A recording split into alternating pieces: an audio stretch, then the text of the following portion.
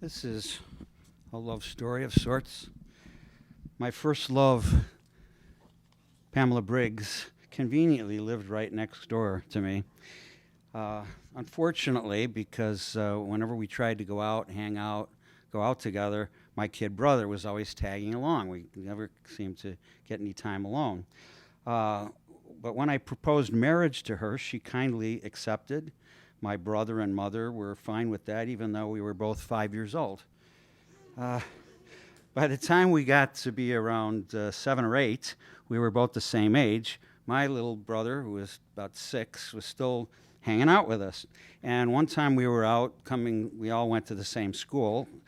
You know, my brother was in a different grade, but we're coming home and we hear these people swearing. This girl, maybe about 10 years old, and using the F word.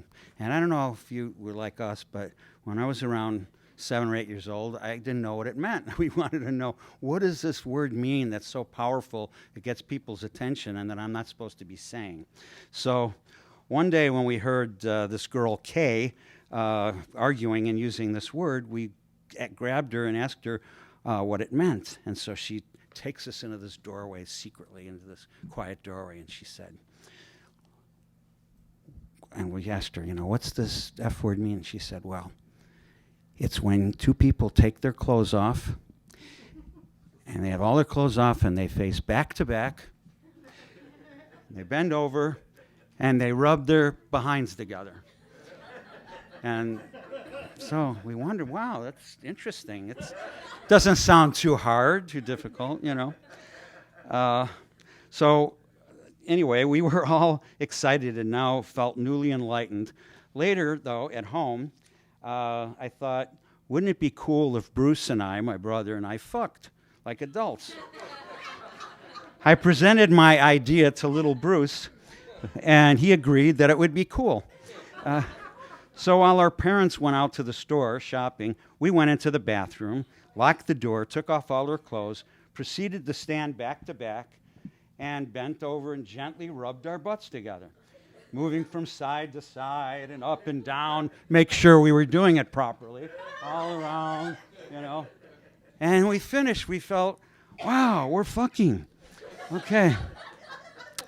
When our parents returned home, I was so pumped up with pride and having the big mouth that I have, I couldn't resist announcing to them that Bruce and I fucked. Rather than finding any humor in my declaration, my father got quite angry and said I didn't know what that word meant and to never say it again. I innocently insisted that I knew what it meant. My father then challenged me to tell him. I proudly described what Bruce and I did. And when my father insisted that was not what the word meant, I trembled in embarrassment. After being grounded for 2 weeks, after the spanking and grounded for 2 weeks, I couldn't wait to get my hands on Kay, the girl who misinformed us on proper fucking. Later, while out with Bruce and Pam, we encountered Kay. I proceeded to yell at her that she lied to us and got us in big trouble. I didn't know if she had tricked us or just didn't know what the fucking was. But she again invited us into another secluded space to explain. So she takes us in this other doorway and says, okay, now you have to be a male and a female to do this properly. And you'd take off your clothes. And then she explained the proper way. At least I hope it's the proper way. I've been doing it for a lot of years, and I could be wrong. You never know. The following Saturday night, our parents went out with the neighbors, Pam's parents. They always went up either dancing or to a movie every Saturday night together. And since our grandma lived with us, we had a built-in babysitter, and Pam would usually stay over. To be polite, Bruce would sleep in the living room couch, and Pam would sleep in Bruce's bed in our bedroom. That night, while Pam and I lied in our respective beds, we had an idea. And Pam said, would you like to fuck? And I said, wow, yeah, we could try this. And so we waited until Grandma fell asleep, and then Pam got into my bed. You know how aggressive these Scorpios are. But anyway, We'd never even seen the opposite sex naked. We were both excited and intrigued to explore each other's bodies. So we took off our pajamas, turned on the lights, and enjoyed exploring each other's cracks and crevices and orifices. Anyway, and then it was time to do the deed.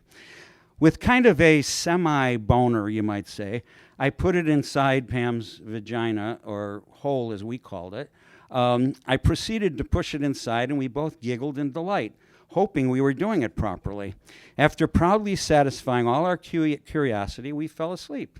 First thing in the morning, I couldn't wait to tell little Bruce what we had done. I ran out to the living room and woke him up and excitedly told him.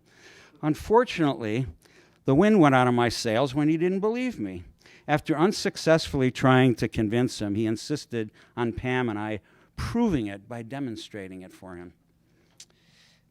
Making a big mistake, I agreed and went to get Pam. I carefully checked that my parents were still sleeping soundly in their bedroom and then quietly returned to the living room with Pam. We got up on the couch and proceeded to repeat our adventurous mini-sexual experience. Bruce watched in curious glee as we performed for his little 5-year-old ass. Little did I know then that I would never again be able to continue with my favorite pastime, which was tattletaling on him, insulting him, and emotionally abusing him. No longer, because a few days later, preparing to tell my parents about something that little Bruce had done, he lowered the boom on my ass, and he threatened to tell them what Pam and I had done if I told on him. From that day on, that little shit held me captive in his grip. I had to bite my tongue in fear almost every day. Around 2 months later, after being in this mental and emotional prison, Bruce and my friend Johnny and I were playing in the spooky basement of the big court building next door. As we often did, when Bruce started screaming out for us, Johnny and I found him stuck inside one of those clothes dryers and crying that he couldn't get out and had to pee. So, of course, we did the thing that most boys do. We stood there and laughed at him, teasing him, as kids will often do. He then took out his little wiener and started, to my surprise, peeing in the dryer. And so he's crying through it all, crying and peeing, crying and peeing. We ran over there and pulled his little ass out of the dryer while still laughing uncontrollably. He was really pissed at us, but got over it later. The next day during lunch, my mother forbid us from playing in the basement next door because the janitor had come over and complained that some kids were playing in there and somebody urinated in one of the dryers. I don't know what came over me in that moment, but I just could not contain myself. Being a professional tattler, I blurted out that Bruce was the pee-pee boy. My usually sweet mother looked aghast at Bruce and asked, "Is that true?" My little brother's face turned cherry red, and he silently slunk down in his chair in guilt.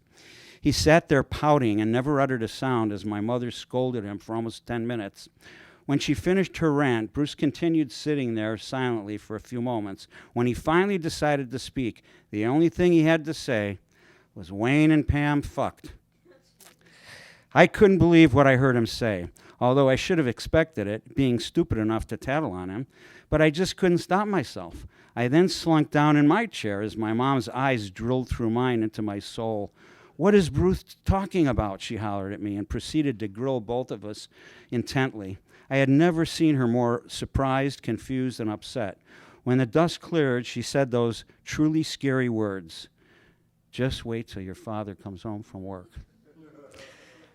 I begged her not to tell him, but to no avail. She always shared everything with him. I hid behind the couch on the porch until he came home, and of course I got spanked and punished. Worse yet, though, they went next door to tell Pam's parents all the details of my affair. Long story short, they took her out of our school, put her in Catholic school, and forbade us to ever see each other. I was so upset that now they wouldn't let us get married. So pissed with my brother, I confronted him with my rage. I'll never forget that little twerp's words when he yelled back at me, "You're not supposed to have premarital sex."